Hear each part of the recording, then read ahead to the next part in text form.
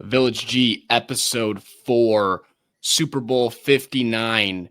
The Philadelphia Eagles absolutely dominate the Kansas City Chiefs, and Jalen Hurts wins Super Bowl MVP.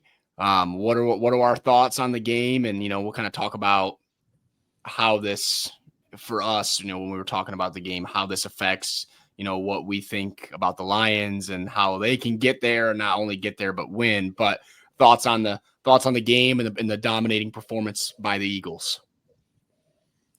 Yeah, first off, I think the Eagles just showed a recipe for success against Mahomes. I think the tweet was 42 dropbacks and he didn't get blitzed once. And that's kind of insane to think about, that they had at least 7 sacks, somewhere close to that. 7. It was one away from the record. Yeah, exactly. 5 in the first half too. And so all those sacks, probably about the third or fourth sack, Mahomes was done. He got scared every single time. He had to end up rolling out. That's how Cooper DeJean ended up getting that pick. And they dropped back 7 every single time. And that was just a recipe for success, for winning. And kudos to the Eagles. I hate Philly. I hate their fans. And it kind of sucks seeing another NFC team winning, especially with how the Lions played. But it is what it is. I'm glad to see, the Chiefs aren't doing the three-peat and all that. But definitely a little sad that the Lions weren't playing Sunday. Yeah, so as much as I hate Philly, and obviously they're our biggest competition in the NFC, I haven't enjoyed watching a Super Bowl that much. I don't think ever. That was so enjoyable to watch them just completely fall apart and dismantle, and hear Mahomes cry on the hot mic later, especially in that third quarter. They went out so sorry, and I couldn't have enjoyed it more. It was almost as good as no team winning, which was my preferred outcome. It's just the game never even be played and neither team win. But we're going to get to the Mahomes. We can just go ahead and take any conversations that anybody was having with him. We can just toss those away for a while, which is good. I'm tired of the Chiefs act. Everyone is. It's why Taylor Swift got booed so hard. It's why they get booed so hard. It's why it was a predominantly Philly crowd, because it's not like any neutral fans rooting for Kansas City, So I'm so glad that that's the way it went. Props to the Eagles. They played their ass off. The fact that they were able to generate so much pressure rushing forward the entire game. Kudos to them. Kudos to that defensive line. And shout out to Jalen Hurts, because I've said a lot of terrible things about him throughout my life watching him play football in the NFL. And he just went ahead and he did the exact opposite of what Mahomes did for his own legacy. We don't have to talk about Hurts.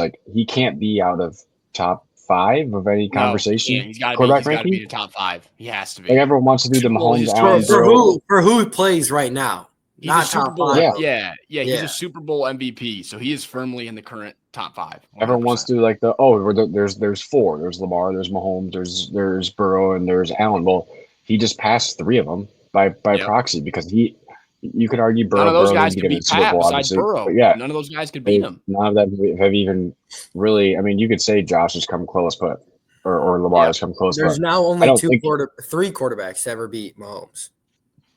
Yeah, there was only 2 before. Also, huge night for Tom Brady. Big night for Tom Brady. He had so much fun. Him being on the call for that game is so ironic, and it's perfect. It was perfect for joy the whole time. I would say I have 2 big takeaways. Number 1 would be, and Chauncey Gardner-Johnson tweeted this, and say what you may about him and his time in Detroit, but he tweeted it right after they lost in 23 on that stupid field in Arizona.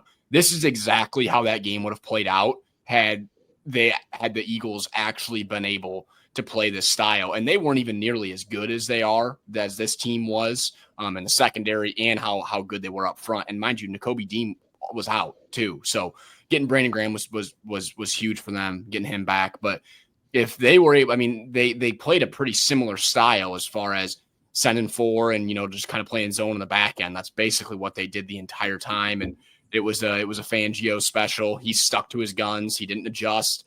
He didn't try to do anything crazy. They played their game. They didn't try to do anything fancy for Mahomes. and they dominated that absolutely horrendous offensive line, which they were just as bad in 23, the Chiefs offensive line, that is. So I think that this is how this game would have played out as well. But it's hard not to think about, because we would be thinking a lot differently already about Patrick Mahomes. And then, Jalen Hurts would be a 2-time Super Bowl champion, and this Philly team would be talking and probably about MVP because he balled out. He played unbelievable in that game. But we'd be talking about Jalen Hurts, 2-time champion, 2-time MVP. Yeah, my second takeaway outside of, what I think that first game would have looked like, and this is, I guess, a question for everybody, and Brock, you hit on it a little bit, but just what this does for Jalen Hurts. Like, he was very, very average to above average at best. Obviously, he had the Super Bowl performance 2 years ago to hang his hat on, that he played well in that game, but he hasn't really been a great regular season quarterback, and especially this year. I've referred to him as a running back for like 2.5 years. Yeah, basically, since that Super Bowl, I've just referred to him as a running back. And especially he's done tremendous things for himself. Especially this year, after they went 2-2 through the first 4 games and hit their bye week, they just completely dove into running the ball and, throwing the ball 12 to 17 times a game and calling it good, and still beating the crap out of teams and playing well. But for him to play like this, it completely shifts the way that everybody in football thinks of Jalen Hurts. And then also, I feel like the way that this affects Mahomes is it puts him firmly off of the pedestal that he was being lifted upon to be in the same conversation as Tom Brady. Obviously, and Montana, Brady and Montana. There's a class that he's now firmly cemented himself Super under. Bowls in 7 years of starting is crazy, right? And they've had a great team, but the story for me is less about Mahomes and it's more about Jalen Hurts and the Eagles. I was just mind blown watching that game and watching him just put the ball in the bucket, back foot on the blitz, the 2 sideline balls to Dotson and Barkley, the deep ball to Devonta, the deep ball to AJ. Like, it was, he was perfect. He threw damn near a perfect game, and he was just unfazed and running all over the place. He had like 75 yards rushing. He broke his own record for most all time in the Super Bowl. Like, just an absolutely lights out performance and an absolute boat race for Philly. And I think everybody in the world enjoyed that. And I think, obviously, don't get me wrong, Jalen Hurts balled out in that first Super Bowl meeting. He played really good. I think he had to do that because of how their play style was. They weren't really running the ball that well. But now looking here at this Super Bowl, what's completely different is Saquon.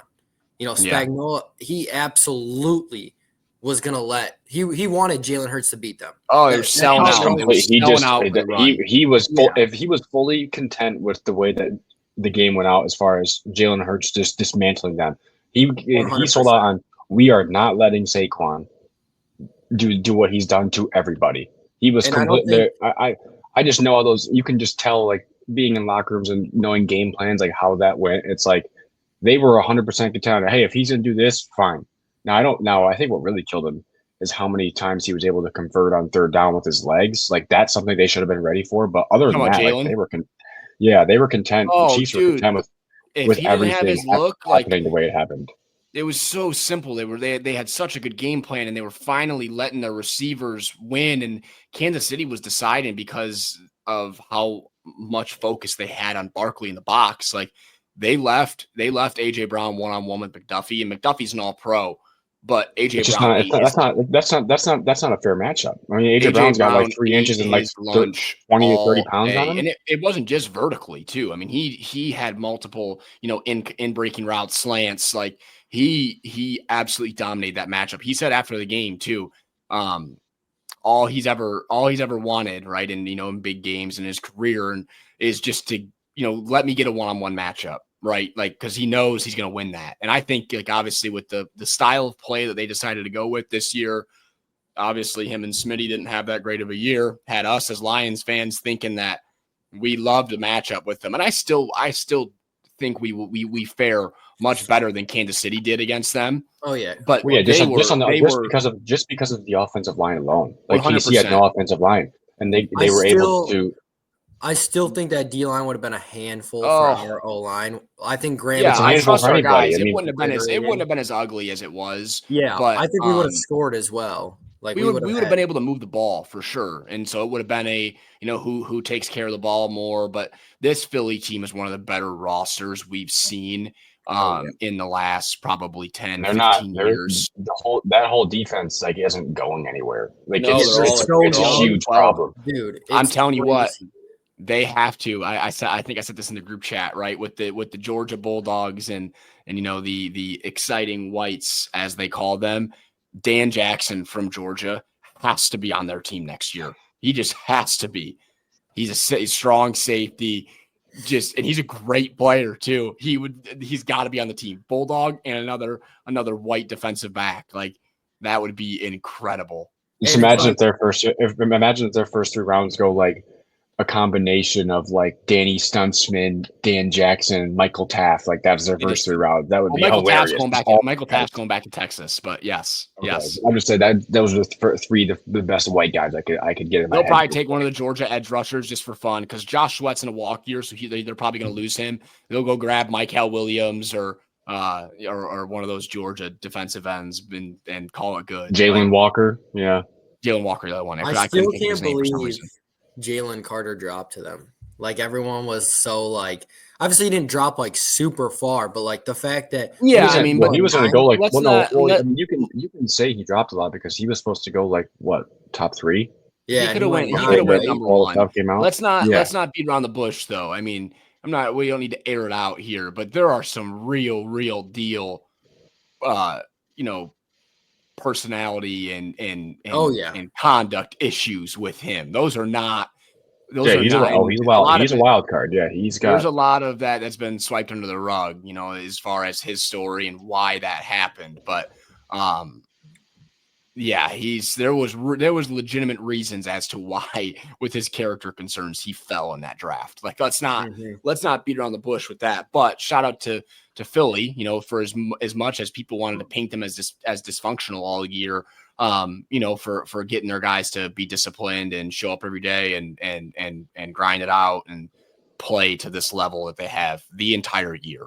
So that goes a lot to say about Coach Sirianni and I think Sirianni came out real well out of this because he was being basically ever since last year when he was walking off the field against Kansas City and was like, how about that, Chiefs fans? Like he's been getting a lot of shit ever since then. That's like a fans, and Philly's a hard place to coach. Obviously, that's been any other fan base would have been fine with how he's been. I personally don't like him. I think he's a dickbag. I don't like how he is fine, which is fine. Yeah, I'll give him credit though. I thought for sure he lost the locker room earlier this year. I thought there's no way they're going to be able to win the Super Bowl. And then things just kind of slowly started turning for them. And look at them now. So dude, his resume is crazy. They gave Saquon the ball is what happened and everything. He still had 25 carries in that game, by the way. 52 yards. What do you end with? 52 yards. Yeah. Yeah, no, the Chiefs did sell out and they did stop Saquon. Like Saquon didn't have anything. Hey, I will say this right now.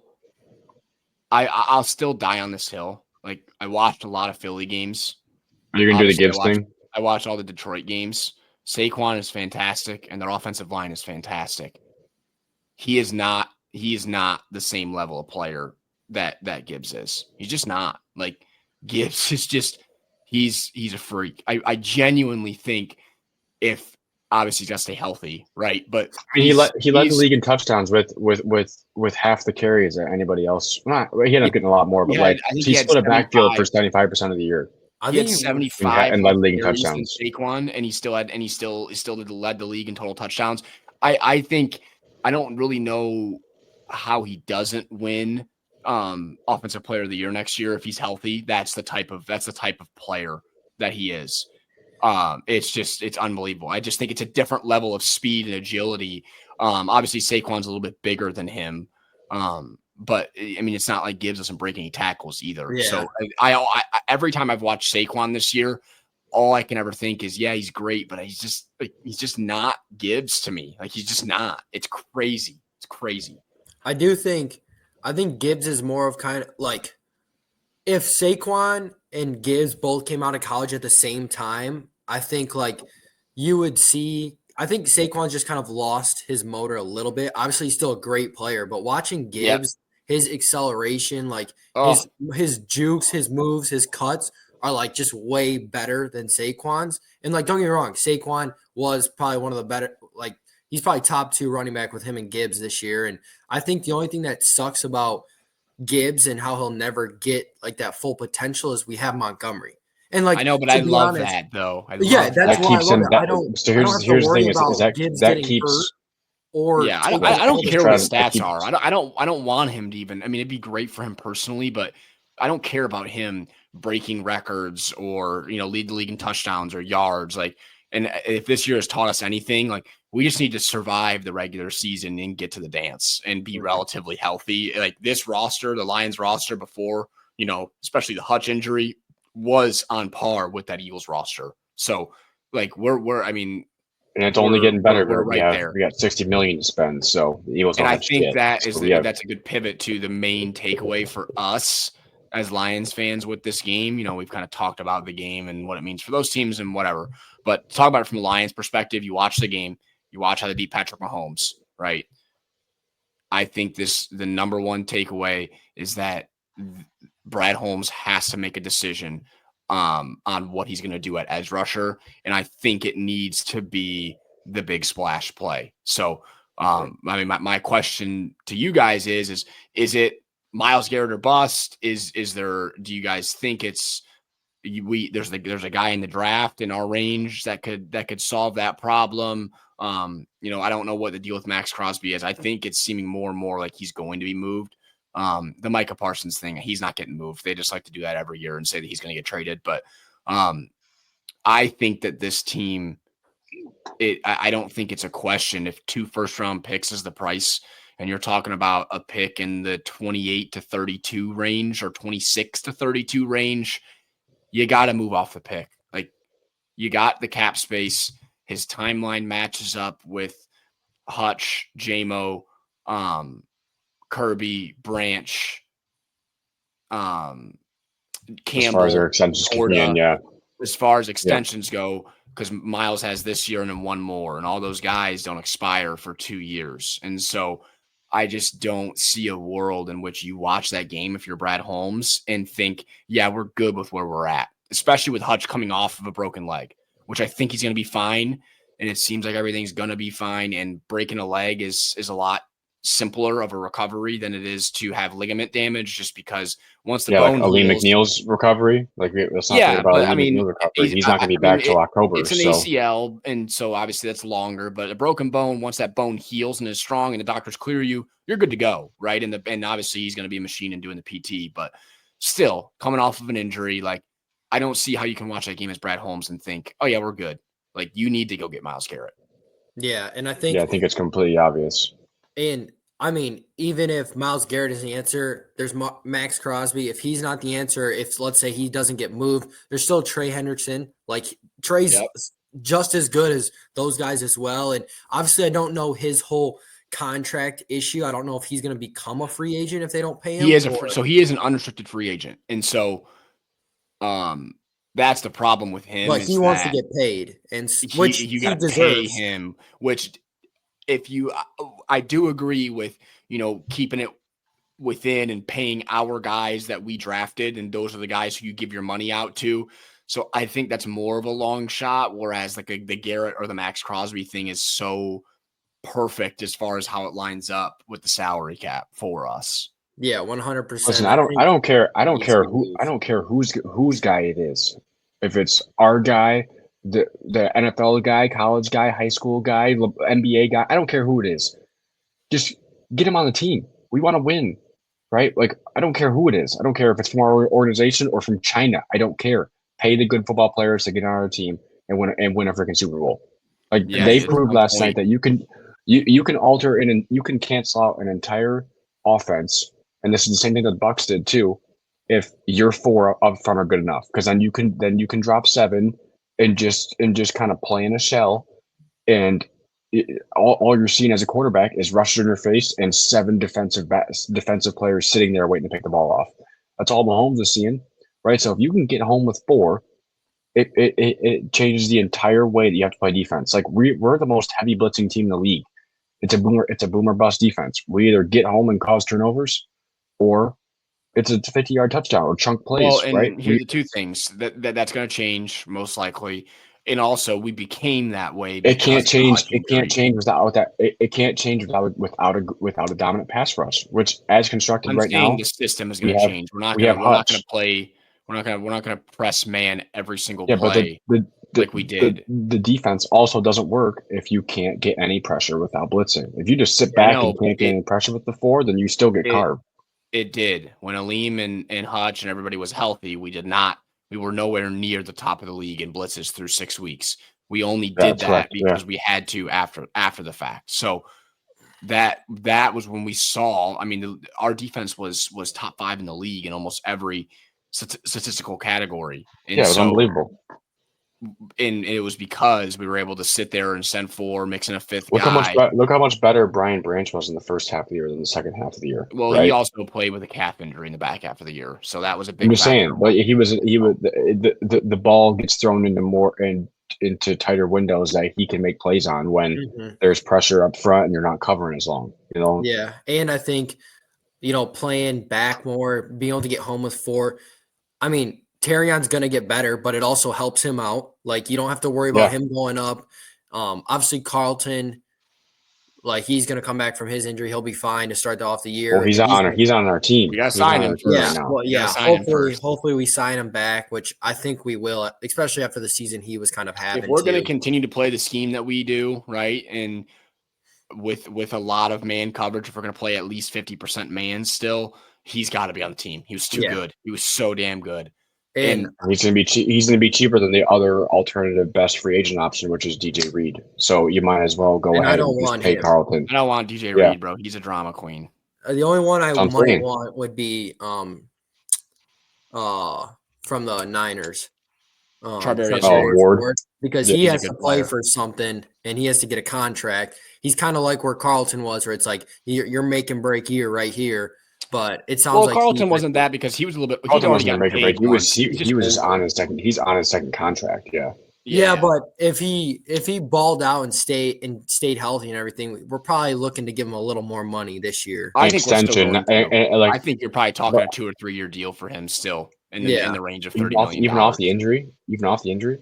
Dude, he just broke his jaw. Like, that's not gonna. Yeah, but he was kind of in and out a little bit, and that's kind of been his kind of Achilles heel. He's an older player, Yeah, like he's been getting hurt a lot throughout his years, especially with the Bucks. That was one of the reasons the Bucks kind of didn't really like him towards the end, was how much he was getting hurt. But when he's on the field, he balls out like that. He was so good. He does play good. He was so good.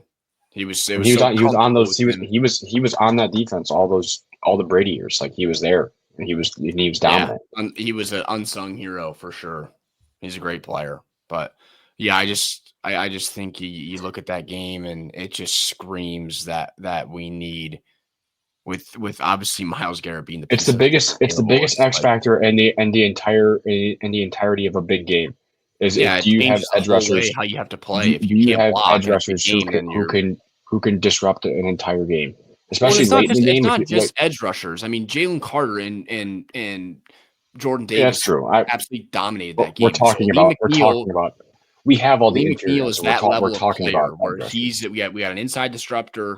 You got a 1-on-1 edge. We just don't have the second edge. What if you add another 1-on-1 edge? Right. That's a championship team. Right. And regardless of who the hell's playing cornerback. Kendall Vildor can go out there and play cornerback and be just damn fine if Myles Garrett, Ali McNeil, and Hutch are on the line with DJ Reed. Yeah, exactly. He'll be just fine. Yeah, and I think that's something like Brad Holmes really you really got to bring it in these next kind of 2 months and really figure it out. You got to just find a way. Like, I would have called. If he just has to make a deal, I just want him to at least attempt something that's like worthy. I would have called the Browns GM this morning. I would have called him this morning. How he's feeling. That's a little bit of the thing of what the Browns are going to be worrying about is right now the Browns aren't moving him. Like that, they've stayed still. They're saying we're Yeah. not So moving. so But that's Myles not going to end Garrett, well for him. it's He's just going to hold out. They're So just yeah. saying that. yeah, so he's going to get I moved. mean, they have to say that because with him It requesting keeps the it trade, keeps the trade it keeps the automatically- trade value up. It keeps the But trade that's value up. how this works, though, is the fact that Miles went to them first and was like, hey, I want to be traded. They were like, hey, we're not going to trade you. Then he goes out and makes it public, and now it's like, all right, I'm up for grabs. tanks and his value, and then Yeah, so they 100%. gotta say that we're not gonna move him unless our doors get blown off, and then so his value can kind of rise back up a little bit. But but I don't know. I mean, it's such a glaring need, and obviously we're going to be all in on this next season, right? And I think we're going to be good for a long time still with how the roster's built and how it's going to continue. We could go all in for this year and still not risk any type of future in my opinion. Like Yeah, I think everything is still going to be here. Either it's not an all-in move. Now they could make other moves and really. I'm saying we could go all in and still be. They're not okay. going to do that. Brad Holmes, we know he's not going to do that, right? He's too smart. smart. I agree. The two first and then your extra 30 you got from Aaron Glenn, like ship that out. Ship it. It's all you need. Like if you're expecting to be, our goals for the next 2 years is to at least get to the NFC Championship. That's what it needs to be. We got to get the Super Bowl. I'm saying the Super Bowl, but I'm saying your goals have to be put up to knowing that you're at least getting to the NFC Championship no matter what with how the roster is now. Adding Garrett, that's a confirmed Super Bowl champion. Like, that's how you're looking at it. Like, the team you have right now, fully healthy, you're at least getting to that NFC Championship. You add Garrett, you're getting that Super Bowl and winning. Like, that's exactly how that's the mindset. That's the mindset you're taking to it. Like, no first round pick, I don't think from this draft or next year is going to put them over that edge of what Garrett could do to them. No, yeah, I mean, like, just you can't bank on I mean, you can find diamonds in the rough. Brad's proved that, but like, as far as like draft outlook goes, like, are you gonna like bank on the getting an absolute impact game changing guy in the 26 to 32 pick range in the first round? No, you're not. You don't even get a Myles Garrett one out of every 5 1 picks. You like. Oh, I was saying this to somebody else the other day is because there's the Cooper Kupp talk too, and just with he's rumored to go for like a 5th and 6th round pick combo, and then Myles Garrett is rumored to go for 2 firsts and a 3rd. I told somebody, it's like, what if you came out of the 2025 NFL draft with all the picks that you have in the NFL draft as any team, and you came away with right now currently Myles Garrett and Cooper Kupp? You'd probably be pretty thrilled if that was your draft outcome. You hit 2 stars out of your 7 picks if you have 1 pick each round. Yeah. I'm not saying as those players draft. I'm saying like right now, any team for this year's draft, if they came away in the 2025 draft with all the picks that they had, or they only came out with 2 players, but those 2 players were Myles Garrett and Cooper Kupp, they'd be thrilled. Those are 2 absolute stars, could game change on either side. I would give up the Lions pick, all Lions picks of this year. That's what I'm saying. It's like if we came out of this year's draft with the picks that we currently have for this year's draft, and the only 2 players we got from draft night were Myles Garrett and Cooper Kupp, I would be thrilled. I'd trade every pick that we had just for Myles Garrett in this draft. Yeah, like who cares? There's depth everywhere. Now it got hurt. I mean, obviously we got hurt all over the place last year, but no, that wasn't. Dan said that's not a thing. We had depth, and the depth also got hurt. Like Dan said that. So we have depth everywhere. It's not like this team has glaring holes everywhere. It really only has one hole. No, the starters got injured, and then also the depth got injured. Everybody got injured. The only hole good thing that you see from like all the injuries is that some of these depth guys now got action in real time. They got valuable. They need valuable action. 100%. That's the only good thing that came out of this. Yes, couldn't agree more. But yeah, we'll have to see. We'll get more into the Garrett talk. It's going to start speeding up a little bit more coming up now with the Super Bowl. We could get caught. We could get caught here for hours. Yeah, but we can pivot. Let's go Pistons. Dude, I'll tell you what. Like, I just had my take and my intro to the Pistons for this week is I just have fun watching them play. It was great to have them on ESPN, even without Cade. And I guess my second take would be Malik Beasley is that guy. Like He is that guy. he is above and beyond the free agent here's signing of the year. It's not even close. here's my third take is that Joel Embiid fucking sucks. Fuck that guy. What a pathetic superstar. What a pathetic athlete. He's a pathetic athlete. I saw some that's tweet. why he just embarrassed himself on national television. I saw some tweet and it was like, this is what Joel Had to Embiid pop the looks F like shot when out he for gets him. no free throws. Yeah. Like when they weren't giving him the calls every time, he looked awful. Like he had to have fell down at least double-digit times. Dude, like our 10 announcers to 15 just times. Like, he's just on the ground. Cooking him. They're like, yeah, he just falls for no reason. You know, George Blaha's 90 like, years old and talking about Embiid for a guy for a guy who's 7 foot in terrible shape with the worst injury history, worse than Greg Oden, like, let's not be falling on the floor if he played, dude. Let's stay on our feet, dog. and he's now out here just taking this summer he might go through another knee surgery. No, they're saying he might do it right now and end his season. I mean, they might as he well. Should. They should trade him. Dude, okay. I started to pivot so hard, but we're just watching him like, oh, K was out. It's like, we're in trouble. We might be in trouble. And it's like, oh, no, the young Pistons put belt to ass to you, and we're up by 40 points in the third quarter. I would just say this. Or whatever it was. I am still so bummed that Jaden Ivey is not playing, and I want to see what the team looks like. Dude, I love our young players. And I'll tell you what, All-Star Thompson is starting to really, really grow on me. And that game, watching him play the point, and I still don't think he's a great ball handler. He's not a good shooter.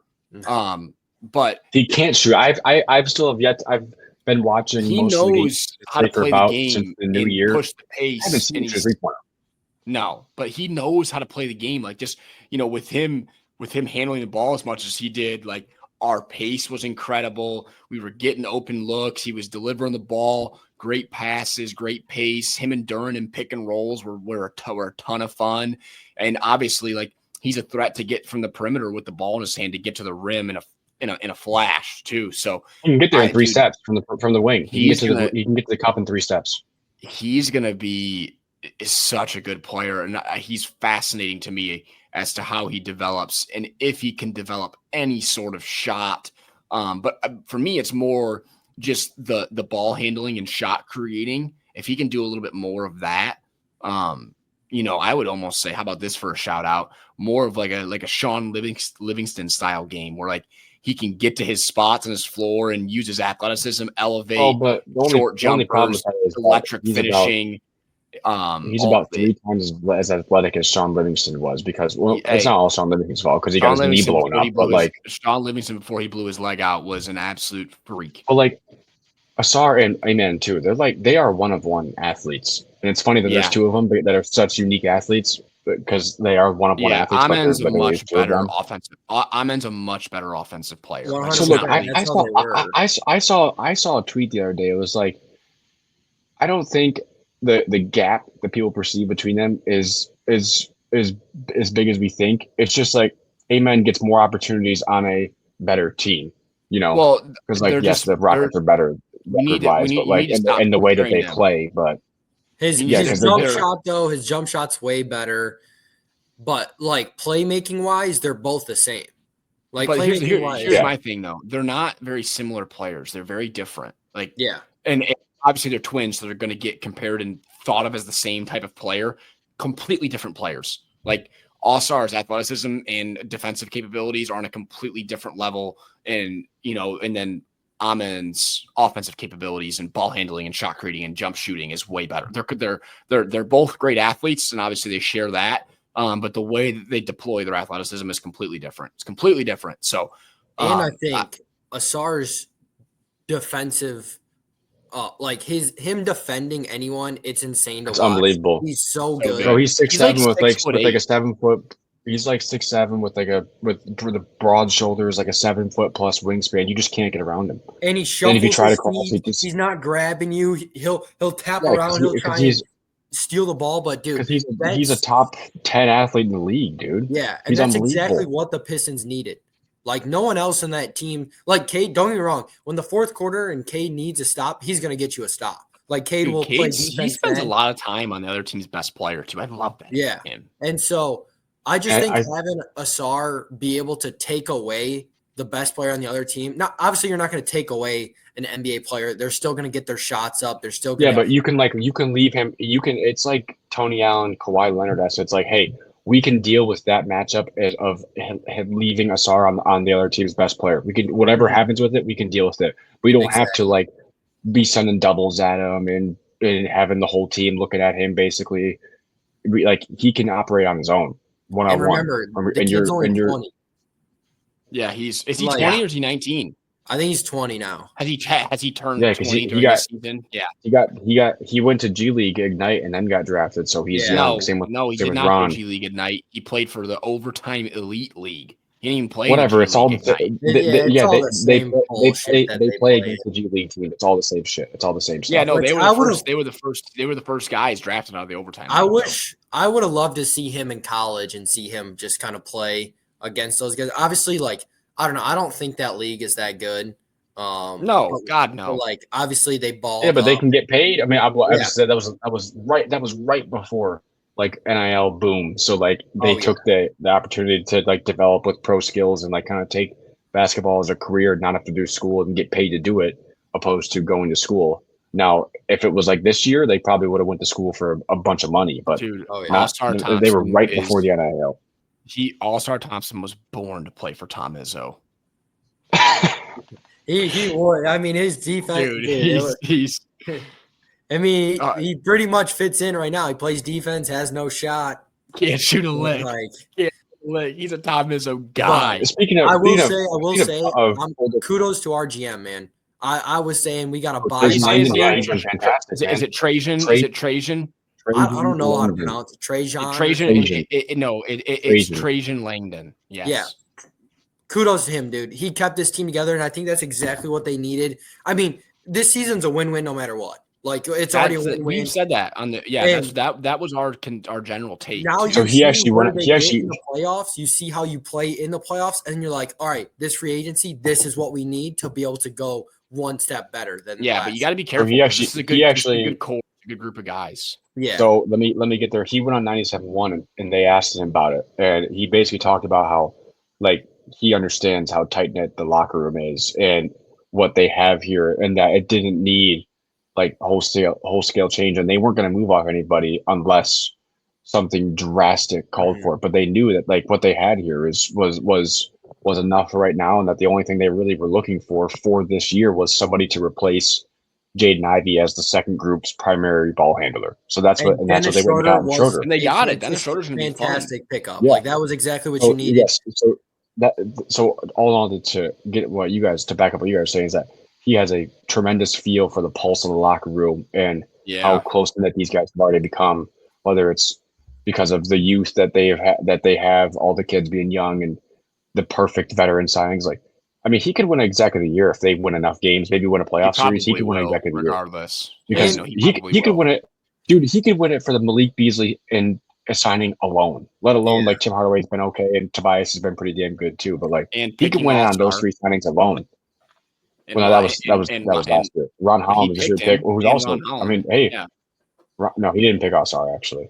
But Ron Holmes been fantastic too, right? He's kind of in that set now. He's not going to have. He's getting better. He's getting better. Kind of wait on him because he's another freak athlete. He can really guard, and he's not going to. He can attempt jump shots. So like he's not. No, he can. He's a decent shooter. He's getting better, and that's what our assistant coach Fred. Well, here's the thing. He's actually allowed to shoot. Unlike All-Star, he's allowed to shoot. Fred Vincent shot, okay? and it looks okay. But I will say, I think like the only guy we really would have gave anything up for was Malik, and Malik kind of went to him and was like, "Hey, I don't want to be traded." Like the only way we would have given someone up. That's probably when Trajan realizes like, oh, like we have something pretty special here. Malik guys are wanting to stay here. 28 years old. Like he kind of feels like an old ass because of how long he's been. He's played on 6 or 7 teams, I think. I looked it up the other day. Yeah. He's played for that's why it seems like he's so old, but in reality, has he been that much of a journeyman? Yeah, Yes. dude. Yeah. He's been on the played Bucks, 16 the I think Lakers, it's the Pistons. Yep. Um, Yep. Denver. He started with Denver. He played in Denver. Minnesota, Yeah, Minnesota. Dude, and it's I like a think he lot. played a Oh, half a. shit, And dude. so How it is was. he floating I around just looked. that good of a shooter? I looked this up the other day. I think he started in Denver. And I think he went to Utah or Minnesota, then LA, then Utah, then When he went us. to LA, he shit the bed. That's when he lost Yeah. all his kind of money or any kind Hey, of you free want to know agency why? time. That's a hard gym to shoot in. Yeah, A lot well, of Luke is space. about to put Staples? up 50. What, Staples? No, they Yeah, switched it to it's crypto now. gigantic. Is it something to do with how dark they keep the crowd?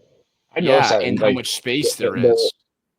so like the in the Staples and the in MSG is like they keep the crowd like super blacked out. So it's like a rim just in space basically. It's like it's just completely black behind it. Yeah. Yeah. But Okay. So I got it right here. Ready? So Denver, he's got in Yeah. the league in 2016. Denver, Minnesota. Denver and Minnesota were in the same year, 2020, 19, Yeah, 2020. Got traded. Minnesota got traded to Utah in 2022. Got traded from Utah after playing 55 games there to LA. Spent a year in LA, year in Milwaukee, and then now he's with us. Milwaukee was last year, yeah. Milwaukee, he didn't showcase either that well. Yeah, so it's like if you're a shooter who struggles shooting, like you just get shipped. Like you don't get to stay, you know. And it If you just get talks if about you get JB Bickerstaff bringing in Fred too as an assistant coach. Like Fred Shot is wizard. the guy. Yeah, he's the shot wizard. Like he literally helps I everyone. love He JB. got Lonzo Ball his shot back. Like, dude, he works so well. And then look at Beasley. His catch and shoot threes right now. He's made 150. The next person that's closest to him is 118. That's unbelievable. Yeah. Bro, he'll catch the ball and like it's the funniest thing. He'll like wait for someone to get close and contest, and then he'll shoot it, and it goes in. It is crazy. That's my type of guy, Brock. Yeah, That's my special. yeah. But no, dude, and I love JB. Like after we beat Charlotte, by the way, wire to wire, right? So I mean, obviously dominated. He was at the podium. He was pissed.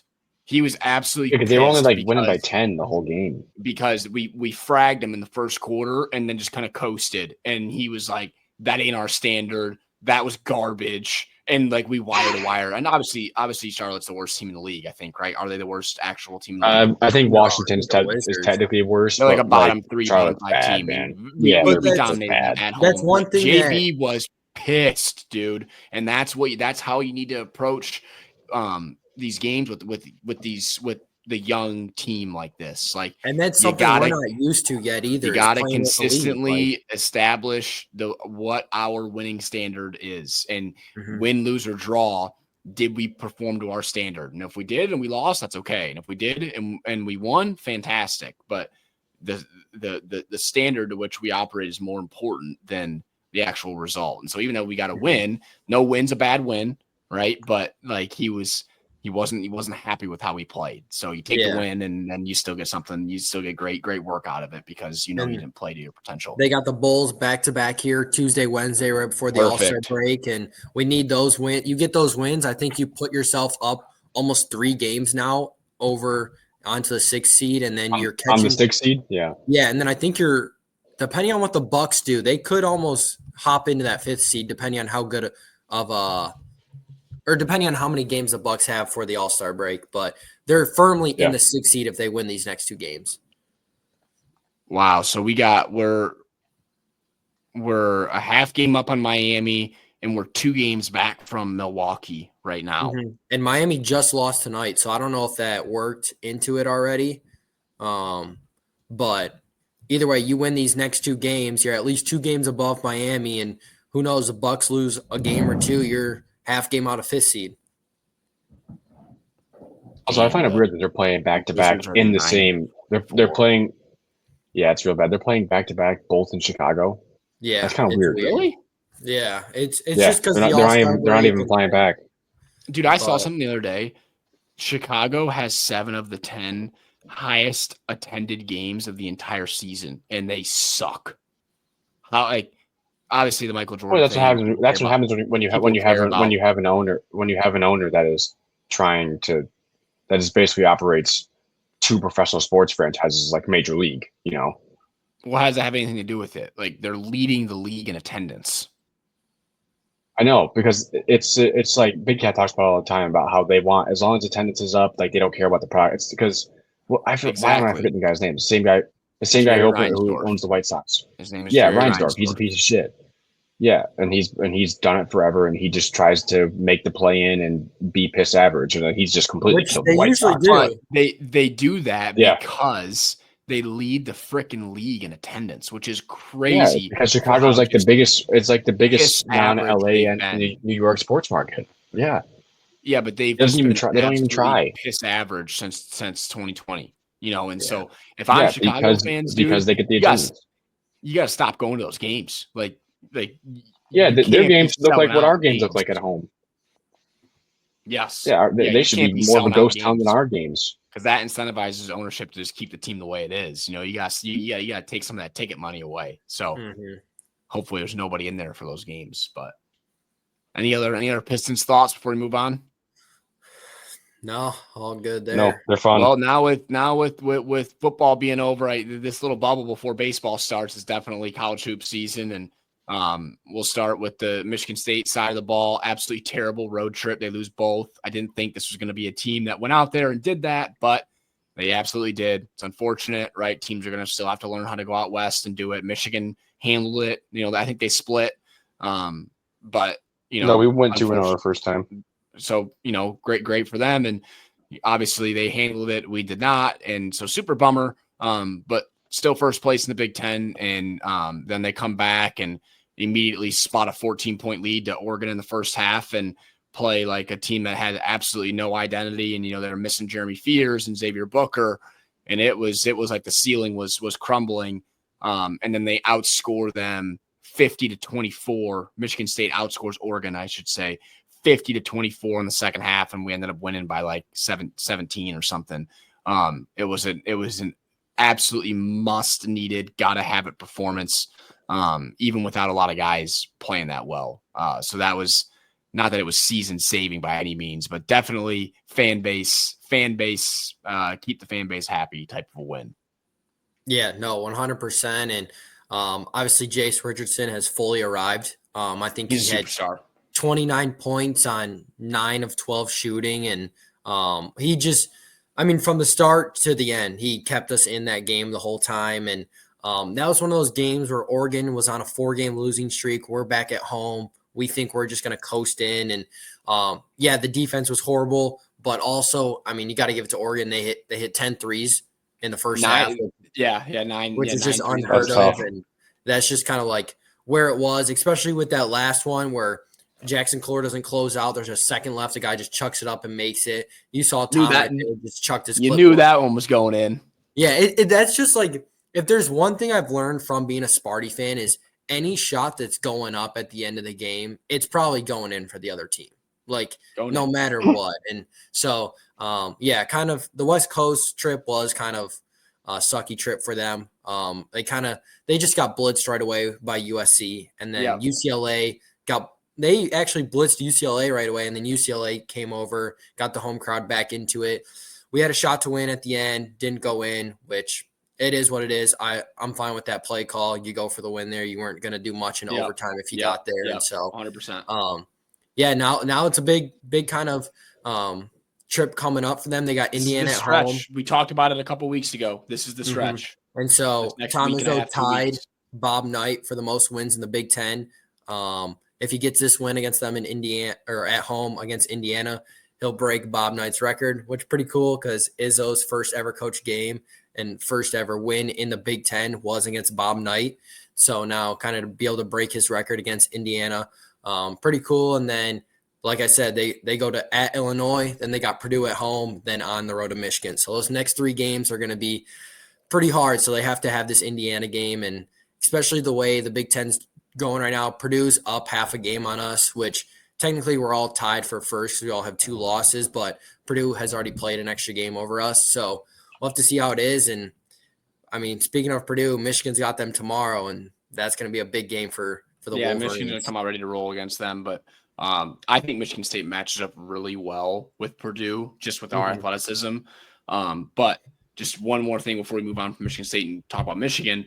The Jace Richardson thing it presents a real, and I think this has been an issue for Michigan State teams for as long as I can even remember Michigan State basketball games, is lineup construction and deciding who to go with and when.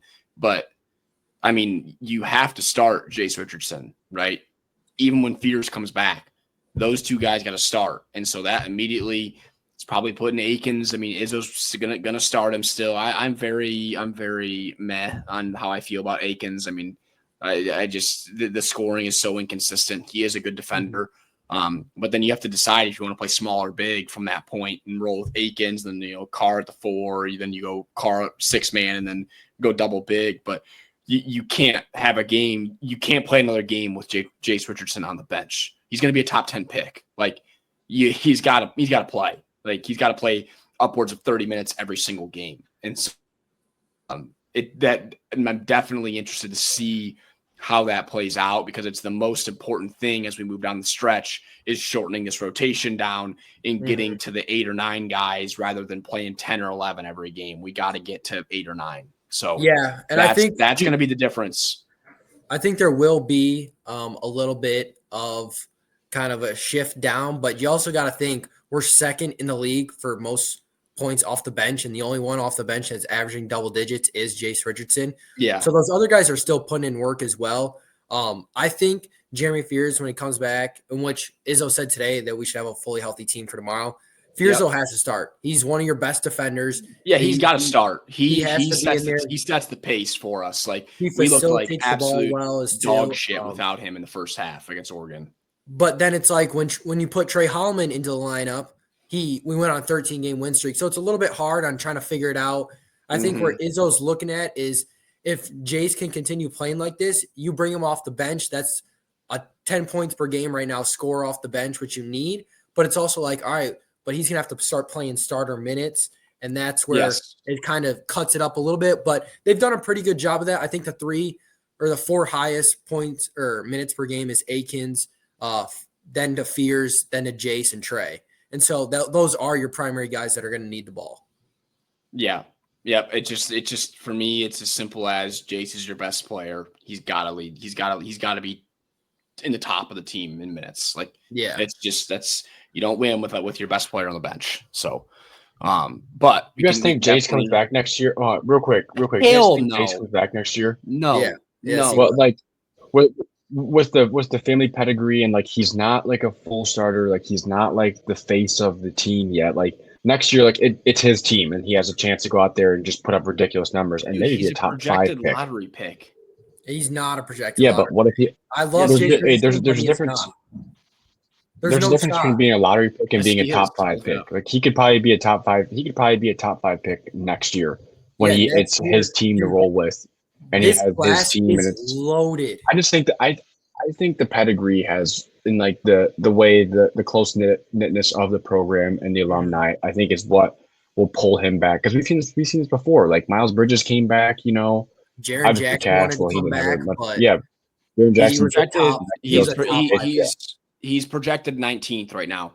So he's coming back to school. He's coming back to school. Yeah, if he doesn't get, I've seen him higher than that. If he's out of the lottery, he will come back, and my God, will he be good next year? 100%. Yeah, and then he'll have a chance to be like top 5 pick. When you look at those top 10 guys that are in the draft, there's some dogs, dude. Like Ace Bailey, Dylan Harper, Cooper Flagg, like all those guys. That's your lottery, and that's how it's going to be. I think Jace still has to kind of bulk up a little bit. Also, Jason, his dad stayed for 2 years, and like Brock, you said it best. Like the team is going to be his next year. I'm saying a lot. Like it'll be his team, and a lot of those guys with Izzo, they end up staying for more than a year. Everyone comes. Akins is the only one that leaves this team. Like everyone else is back. Akins, Frankie, and Zapala. Which I don't even. Yeah, I forget because we haven't done the transfers thing in a while, so that kind of forgot. But it'll be interesting to see who else kind of transfers out, and then who we could bring in, because Izzo's going to use the portal again.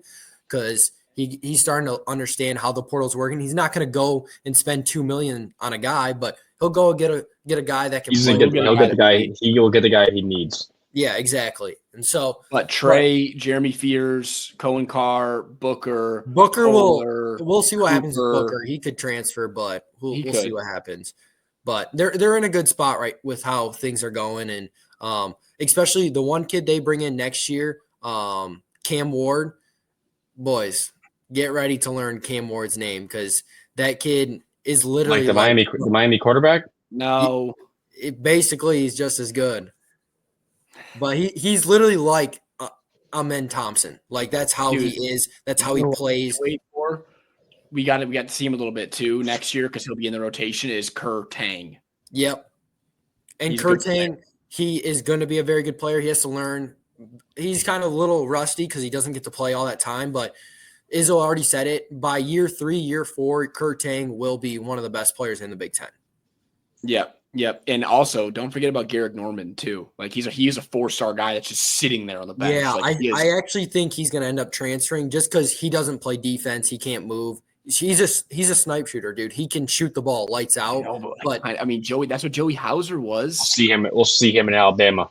Yeah, whether should go to Alabama and shoot some threes. He ends up leaving, all Alabama does is play defense. Also, did you see them almost lose that game to Arkansas? They were up 30 points at one point in the second half, and they won by 3 or 4. Arkansas's gotta be the weirdest team in the country. Yeah, they're bipolar. Have to be the weirdest team in the country. I mean, Kentucky was their Super Bowl, dude. For Coach Cal, like that was. That's true.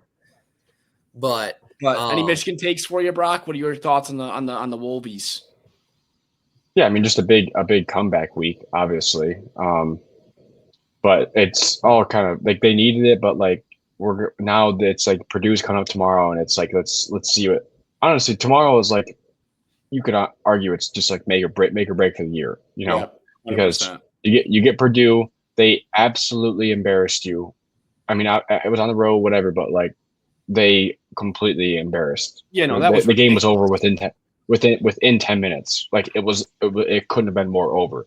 So they have a lot to prove tomorrow. Hopefully they come out freaking hair on fire, and I want to say make it close. Like the game needs to be close at minimum, or else it's like it's all kind of for moot. And like at home, they're Danny good to win.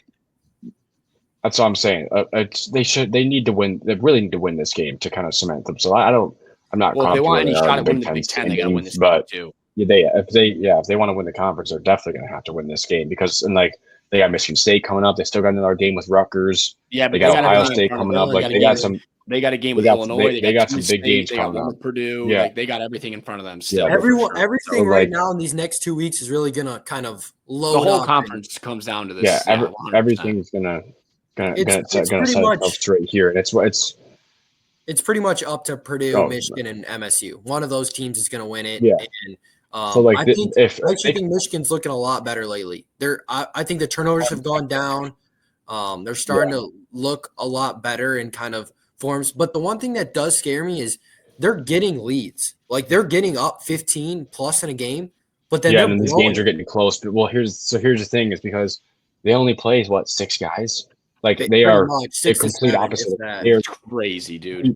They're a complete opposite of Michigan State, right? It's like their guys have to play, and if they don't play well, especially off the rip while they're fresh, like they're probably going to end up losing on the back end, right? So, I mean, it makes it scary for March, but like, because if they don't get out to a hot start and they have to keep playing like that late in the year, like there's a lot of factors that can go into it, but at the same time, it's like when it's all working, like when they get these big leads on team, it's like holy shit, who can hang with this? You know, Danny Wolf's out there on the perimeter on the wing doing reverse spin, step back 3-pointers. It's like, what are you gonna do? Like, that was nasty.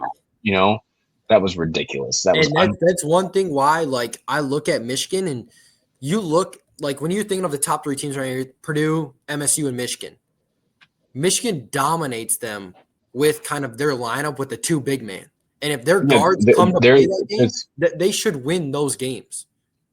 Because they're a matchup nightmare by default for everybody because of the versatility of Danny Wolf and just how dominant they are in the front court, right? Yeah. So if you can't match up with that, or if you don't have bodies that you can throw at Wolf to stop him on the perimeter playmaking, because it's got to be someone big. Like it's got to be like a Cohen Carr he's a type tough guy. That'll be a guard. really interesting matchup. You can't just Yeah, throw I don't a log know out what's there. going to happen. I mean, I bet you those we'll still start off with Kohler and Zapala playing those 1-2, but you're going to see Carr on him because Carr will be able to go.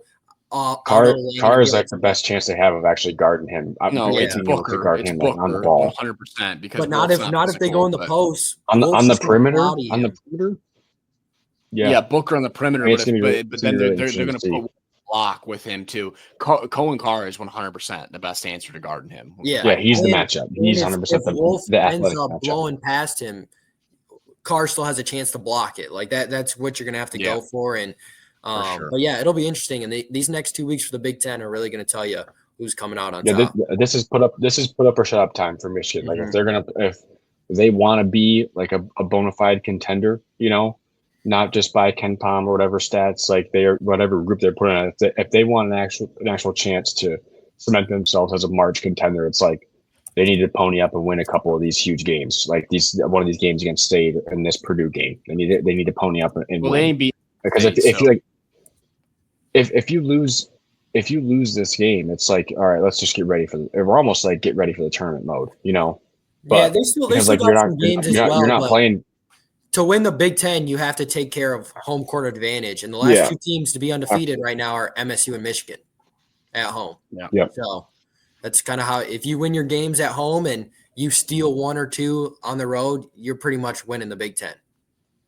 Yep. Yeah. And I would say I was going to use this as myself, but I think it is absolutely ridiculous what Indiana fans and what the University of Indiana is trying to pull with this Dusty May thing. Like they think that they're like completely entitled to Dusty May. What are they entitled to? They haven't won shit in 15 years. Like it's just pathetic. But terrible job. But I just think it's pathetic that like they're saving grace right now with like a $5 million roster and just a shit for brains head coach is, oh yeah, we're just gonna steal Michigan's coach. He's an Indiana guy. Like, dude, it's like Texas A&M football. I wanted to talk about it. I want to talk about it, kind of get thoughts on it. I just think it's ridiculous that like that's the era we're in now, and Indiana's just like, yeah, we'll just buy him, and like we're Indiana, and we have all this pedigree, and it doesn't even matter that he's in Michigan, and they just played there, and they announced Dusty May as Michigan's coach, and they all cheered for him. It's like that is pathetic. Like you're pathetic. Like Indiana basketball used to mean something. Like Bob Knight. And also what they're doing with Mike Woodson, what they're doing with Mike Woodson right now, it's like, hey, like we're gonna fire you, but you can coach the rest of the year.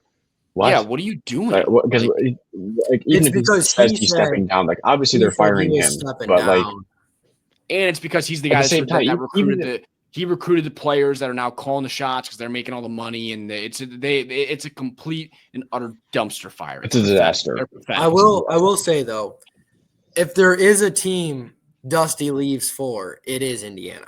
I know, but I'm just saying it's pathetic that this is what they've resolved to is just harass. And I don't like Michigan, but they're just like harassing and just saying, "Oh yeah, your coach is ours now." Like I think it's more of them being so upset at how much these last 5 years have backfired on them.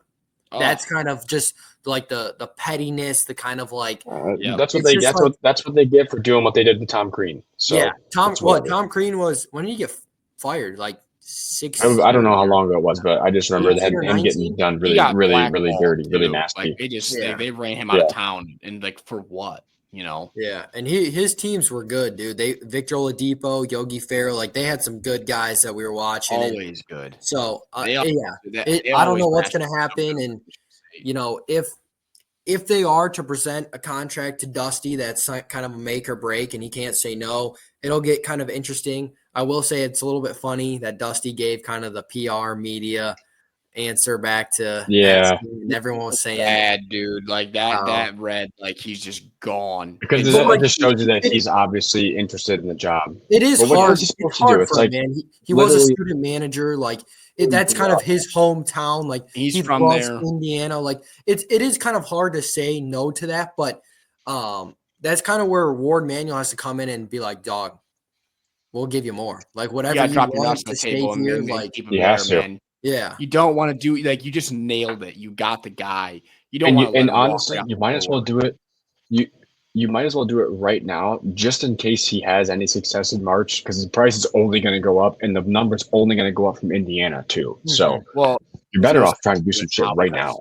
if you offer him 25% more than what he's making right now, if he make the Final Four, he's going to ask for 25% more, and then you have to do it again. So they'll wait till after the tournament, and Michigan will have to pucker up. But And like to be fair, like obviously I'm never gonna give obviously Tom Izzo's not gonna ever win kind of coach of the year for the Big Ten because he's just usually like his standard is always good. But right now my coach of the year is Dusty May for the Big Ten. Like he should win it easily. It probably What will he's be, done yeah. with that roster is very good. And For that's him just being where a new guy, yeah. and they went 8-24 last year. Like dog. They're 18-5 now. So Like bad. it's So just bad. good to see that, and I think he does deserve Coach of the Year in the Big Ten, and so we'll have to see what happens.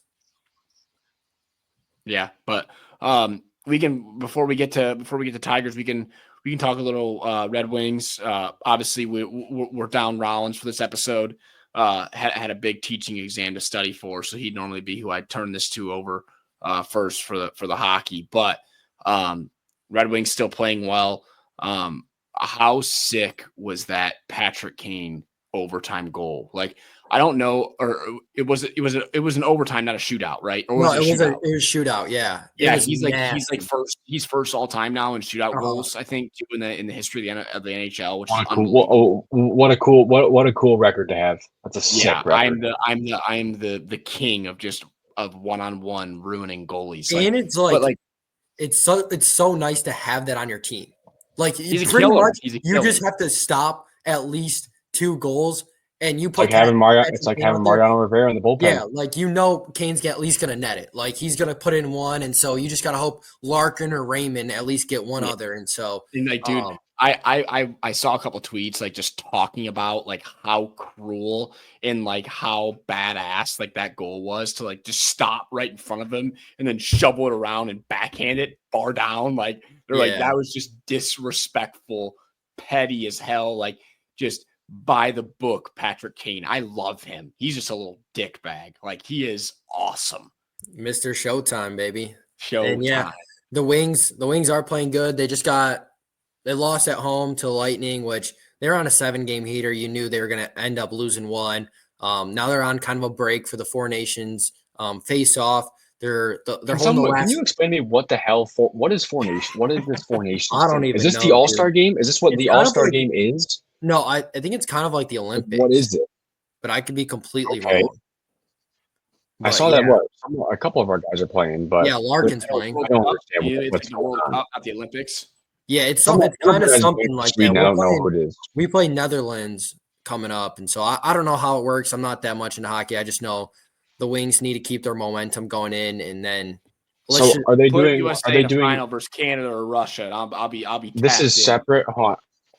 Let me see if this is separate from the All-Star break, or this is the All-Star break.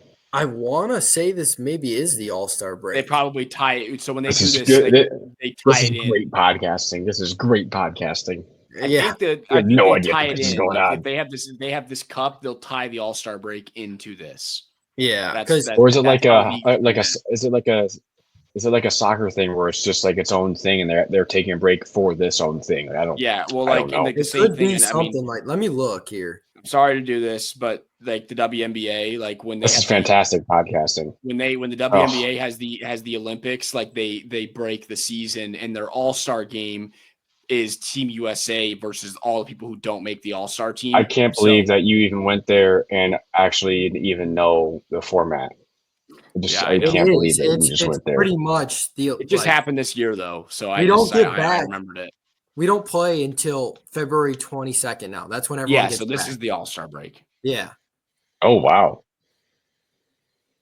So we end up playing on Thursday. Or wait. Yeah, on Thursday we play Finland. That's our first one. And they're all on ESPN. So it's got to mean something. Show me the game. Put me in the semifinal. Put me in the final versus freaking Russia or Canada, and I'm tapped in. Give me an excuse. It's only Finland, Canada, and Sweden, I think. Perfect. Canada. Just give me an excuse to watch Miracle. It will Again. be Canada. And Well, hey, we're opening up this weekend, so I will be watching Miracle. It's a year-over-year thing for me. So Thursday night, Miracle will be on my TV. sheesh, opening weekend. Is Speaking that like a of different opening Miracle? weekend, we're coming up on opening day. Speaking of coming up on opening day, Bregman still isn't on a damn team. So let's just pose a question. Does he want to play baseball this year, or is he just cool, just like him and Boris are just going to go to Maui and drink some cocktails or something with all the money Keeps that posting they Instagram. aren't getting? He looks good. He's training hard. Brand, I think you said it the best in our chat. Like, this is exactly what happened with Matt Chapman last year. Like, this is exactly what. But here's the problem. Matt Chapman was freaking awesome last year, and he could have been on our team as well. And I understand you're gun shy because of Baez and because of Jordan Zimmerman and Victor Martinez and the way Miguel Cabrera's contract ended. But Scott, you're not Al Avila. Move on. You didn't do that. Okay, you didn't do that to us. Okay. This isn't. I don't think this has nothing to do with Scott. This is all to do with Chris. By the way, this has nothing to do with Scott. All right, Chris. Maybe I'm talking to the wrong person, but like we dropped out of that Chapman sweepstakes, and he walked to San Fran on a really good, solid deal. Like it's like $25 million a year. Like good for the team, good for him. Like he would have been such a perfect fit on last year's team, and obviously moving forward, he's a stud athlete, one of the best defenders in the league, and like if you can be productive in San Francisco as a hitter, you can hit anywhere. That park is probably the worst hitting park in all of baseball. Like. So my thing with this you also get to play in a couple good ones. You get to play. I know. You get to play in Colorado and Arizona. This Bregman thing is taking a long time. It's ridiculous. It's frustrating, but we got to stay in this thing and we got to be the last team standing. Like it's still going to be worth it. And Brock, you said it earlier. I don't care if he's absolutely dog shit for the first 2 months of the season, which I don't think he's going to be. It'll be a new place. He'll be fresh. He'll be excited. But even if he's horrible, like he's going to be good when it matters this year. And then he's going to be good every year moving forward that he's on the team. And it's important for him, for the clubhouse, for Scooble, for the young guys that he's there. And jumps into, obviously a leadership role, even though he's a new guy in our clubhouse, but there's so much pedigree in Major League Baseball, and it's not every day that almost a 10-year big leaguer, multiple-time All-Star, multiple-time World Series champion, still in his prime, walks into your clubhouse. That guy immediately demands respect and leadership immediately. And so this team needs every bit of that moving forward to now navigate how to become a winning team year over year in the regular season and in the postseason, and not just become a one-year wonder, fluke type of thing, because the team is going to be good enough to. And that's what I hate, man. I hate this whole perception of, oh man, this is just a fluke, and that's basically how it's looked. The way I think all the record predictions came out, and we're still not. I think we're like, I don't know if we're second or third in our division, but I was looking up. It's like second division. It's like 84.5 wins or something. Is that what the win total is? They have the Twins predicted for more than us. It's just like they have the Twins like predicted to win our division and shit. Everyone thinks. Well, what if the Twins are healthy, Brock? What if they're healthy? I don't want to hear about it, bro. 83.5 is what I see right now. Yeah, so I don't know, man. To me, it's like one, obviously at this stage, Bregman wants to win. Like, obviously he wants to be able to play for something. He wants to win. I get like the Cubs are kind of having a great offseason, being able to put together the pieces, but you're not going to win. He's not going to the Cubs. You're not going to win over there. They're not going to get out of the he's not going to the Cubs. You're not going to be able to beat the Dodgers or get to the World Series. Like, you're not going to do anything over there. And then it really comes down to Red Sox and Tigers, and the Red Sox aren't going to give him the money or the years that he wants. Like, well, that's the thing. Guess what? The Red Sox, he's going to play second base. The Red Sox, he has to play second base. Like, why would he ever do that? I think, Sean, I think you're wrong with the teams. I think Boston and Chicago are both out of it. I think it's either us or Houston. And I know Houston's already like parted ways, but like Chicago's going to give him a 1 or 2 year deal. Like it's going to be it's going to be like the 1 year opt They said, out. they said they won't go over 3. He's not taking that deal as a 31-year-old. That's not happening. And then Boston, I think Boston might be in it because I think that they'll give him the years and the money. So I think probably it's us in Boston, and then Houston, I think, has a better shot than Chicago. There's no way in hell. Houston seems more out than anybody publicly. No, I mean, their GM did say they're not as far out as the in the Cubs. present Bregman is or not taking a 1 year deal at 31 years old. That is literally impossible. There's no way. I just think everything lines up to us. Like, yeah, it does. That's what makes it the most. Like, that's what makes it the most infuriating is that it's just like almost like we're just waiting for him to fall in our to. It's like he's already fallen into our laps. We're just waiting for him to sign the contract. Like there's no situation that bodes better for him than ours. Yeah. Yep. Yeah. I think you mentioned something. You mentioned something with the club, with like the clubhouse. It's like, how do you think like our guys feel knowing that we're in this mix, knowing that this is going on so long, and whether or not they have to figure out whether or not he's going to be here, right? Like, especially for the young guys or like fringe roster guys who don't know if they're going to be even in camp or who the roster came out. It's like now if they sign Bregman, someone's off that list, you know? Yeah. So it's like now it's starting to dude's ass packing. Now and then that buddy has gotten so many chances. And like if this thing drags on into when the full team reports for spring training, it's just going to mess with that even more too. So this needs to get done. It should have been done a long time ago. It's all Scott Boris's fault because he just has to die by getting his guys the biggest number, not what they actually want to do. Which all of his guys back him and says, "Oh yeah, he's the best. He does. If you want to go somewhere, I'll make sure you do it." But like we've seen it again and again these past 2 off seasons, how all of his guys have had to settle for prove-it deals when they're hitting free agency. How is that possible?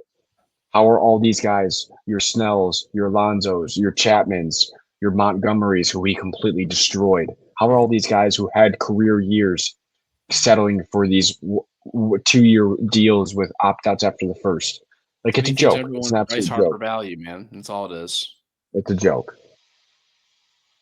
Like, if you thought Bregman was getting 200, if you thought Bregman was getting 200, you're drunk. It's just not going to happen. I'm so worried about Scooble with him. My God, man. That's why I want Bregman to come to tell him, hey, take an extension right now so you don't have to deal with this shit that I just dealt with. I do think with Scooble, though, I think obviously he loves Feder to begin with. Like, that's a big thing for us having him. He loves him. I do think Scooble is more of kind of a like I don't feel like he's chasing the money as much. Like he has said, what scares me the most is he doesn't he's just gonna let Boris take control of him. He doesn't do anything. He said he doesn't like it. So, but the thing with Scooble is his value is never going to be higher than it is right now. Mm-hmm. Because when he hits free agency, he's going to be 28, or he could even be 29, right? He's 26 right now. Like, your value is never going to be higher than right now. Why wouldn't you just ink a 5-year for $30 to $35 million AAV, right? So it takes you through these next 2 years, then you get 3 years, and then you can hit free agency again when you're 31. Why wouldn't you do that, right? And by the way, you just also bank $250 million, right? That's what I would do. Or maybe you do a 6-year deal, right? So then you hit free agency a year later, right? And so it would take him through, obviously the 2 years and then 4 more years after that if he did a 6-year deal. But your value is never going to be higher than it is right now, right? You could get from now 2 years, 2 full seasons is a long time. And with how volatile pitching is right now and how hard he throws, even though he's got every physical tool and trait that supports and suggests that he's going to be able to stay healthy, it's just as his arm speaks, right? Like it's baseball, it's pitching, things can happen, right? Why wouldn't you just take your deal now? And I'm not just saying that because we're Tigers fans and we want to have him back, right? That's what I would do, rather than trying so desperately to get to free agency and you're not going to get paid as nearly as much. It's just, unless he put up 2 more Cy Young quality, whether he wins it or not type seasons. But that's a lot of risk, regardless of how good you are with how injury ridden pitching is right now. So. Yeah, I agree. And I just want to figure out, like, at this point, I'm to the point where it's like either Bregman, you say you're coming to Detroit and like, let's sign the deal, or just tell us you're not with us that we can just move on. Yeah, like straight up. That's all it is. And like you were saying, Brock, it is a little worrying. Like, it's just like, I hope this whole like keeping it going. Like, I think it's going to be positive for the locker room and keep everyone, like, it's going to be someone that the younger guys can kind of depend on. Imagine the pop in the locker room if we get him when he shows up. How juiced those guys are going to be when he shows up. And it makes so much sense for so many reasons, man. It takes the pressure off of the young guys. Yes, like, they don't have to worry. Off of Riley and Carey and Cole. No, it doesn't. It doesn't take pressure off Riley and Carey. It takes pressure off of literally everybody else. Parker, like all those other Colt Keith. Like, your Riley, stars are your stars. Riley and Carey are still going to have to put in work. Your stars are your stars. They're going to deal with the media. They're going to deal with the pressure, expectations, right? Everybody else, all the young guys, get to develop in the shadow of the stars, which makes it way easier, right? When all the focus isn't on you. And it's like you're putting them down, like Colt Keith. He's shown what he can do at times. Hey, I'll tell you what. I'm not buying him this week, but I am all in on Colt Keith. You're all in? All in? FYI. Yes. I can't wait till we get into more of these episodes when we get closer to opening day and we do. I can't wait. We'll do some TPPs. Shout out to Talking Baseball, some projections and previews and stuff. I love them so much. We'll do just one episode straight to that. But as we speak of buying and everything, let's get into a little bit of that here. Brock, you want to start us off? Yeah, so I'm gonna go NBA here. I was gonna just sell Embiid, but I just decided to just say F him. We're right with the Pistons because watching him was hilarious when they played the Sixers. My buy is gonna be actually about to start right now. Is this Luka debut? I mean, I've been ever since this trade been done. My interest in NBA has been higher than it's been in probably 6 years since like 2019. So I mean, I'm all in on watching. It's literally just about to start, and I'm all for Lakers, Showtime, whatever you want, big market team, late Luka, like it's gonna be fun. But if I sell directly off of it is Nico Harrison, already back in the sell column because Anthony Davis, go ahead and he went and made his debut for the Mavericks, had about 26 and 11 in 3 quarters. Looked unstoppable, pumping up the crowd. I'm here, he was all right. Mavericks were back, They had the funeral outside for Luka. We'll see ya. You had the funeral for Luka. Everything already. It seemed like it was already about to transition. It's like, oh yeah, we can actually win with this team. Anthony Davis is dead. He's already dead. Everything about getting him and the risk of the injuries for the 31-year-old, it's already come up. He's already dead. He's already out for a month. It just makes this guy look even worse and could possibly get him out of a job by the end of the season. So, Nico, hey, that's tough, man. It looked good for about 3 quarters, aka about 2 hours of real life. He almost came out on top, but it's already over. Man, Luka's looking fire in his suit right now. I might put in $100 for him to go for 50. Yeah, so Nico Harrison, it's over, man. Or no? Oh yeah, they're both playing. LeBron was wearing his shirt today that said 77 for the Lakers. He said, "Man, 77 plus 23, that's 100." So equals 100. Wow. All right, Sean, what's your yeah? I'll go. So obviously, I don't like the Eagles at all, but my buy is Howie Roseman. I mean, what a job he did, man. He went out, got Saquon. He went out and built this defense, got everyone he needed, drafted everything.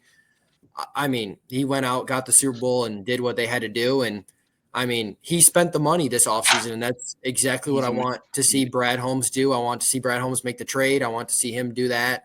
But, yeah, I think that was my buy. And for my sell is going to be Mark Williams. Dog, you are 23 years old, and you can't pass a physical. He would have been playing with Luka and LeBron, and this man couldn't pass a physical, and he's going back to Charlotte. Yeah, he's had bad injury history and some character concerns and all that kind of stuff too. That's a big bummer. But shit, I got the lights turned down from Luka's intro, bro. This shit is crazy. Yeah. All right, but my buy, saw this today. I sent this to you. My buy, and I just said, I just hinted at my Colt Keith thing. I'm not buying him. I am buying and suggesting that you buy all of your stock in Reese Olson right now, because he's going to fly under the radar. Scooble, Flaherty, Job, rah. There's a video on Twitter right now of Reese Olson throwing his last bullpen at the facility he's training at. It's probably the best bullpen I've ever seen. It's the catcher's fighting for his life. Sink, slider, changeup, curveball, just dot, and all just stuff as far as metrics, whatever you want to. And no, we're not going to do the deep dive, but and just the command of all of these shapes. It is some of the most explosive shit I've ever seen. And he's like 5'9", 160. Like he is a special talent.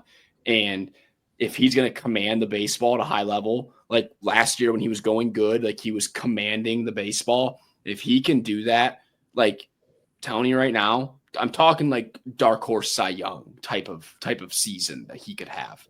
And he's got to stay healthy. I'm worried that he, maybe not this year as the dark horse Cy Young. I think he needs to get more physical to make it all the way through and to be able to make 25, 30 starts. But dude, this kid is he is going to be an absolute problem. And that's exactly why I think we are a top 5 rotation. Like people are counting. Oh, hell yeah, we are. Just think about Scooble and Flaherty, but dog, Reese Olson, I love Reese Job, Olson, Cobb.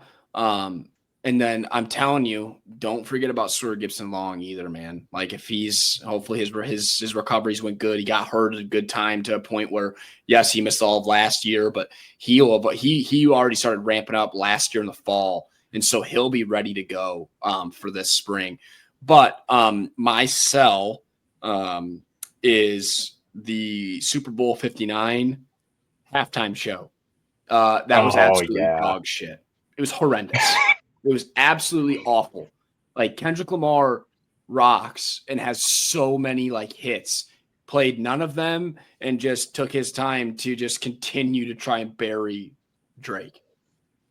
That was horrible. I think it's just gotten drawn out and old, and it's just pathetic. Dude, it's lame. It's lame. My funniest thing was they ran like 4 or 5 ads to stop hate during the game, and then the halftime, all it was just Kendrick just couldn't be hating harder on another human being.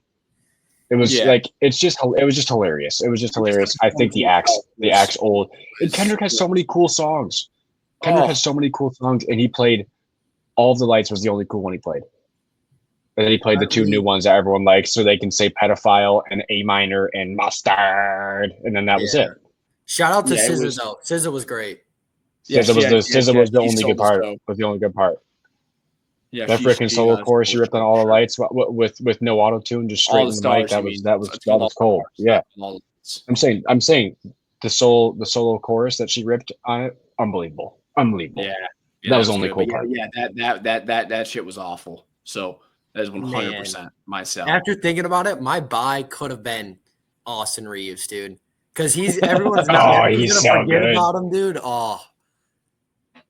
Hey, also, when do you think the last time LeBron was introduced second to last or not last? He didn't get introduced last. It's crazy to see Luka Doncic in a yellow Lakers uniform. I know. They should have. Yeah, does it make him look fatter in the yellow or no? No, he looks a little slimmer.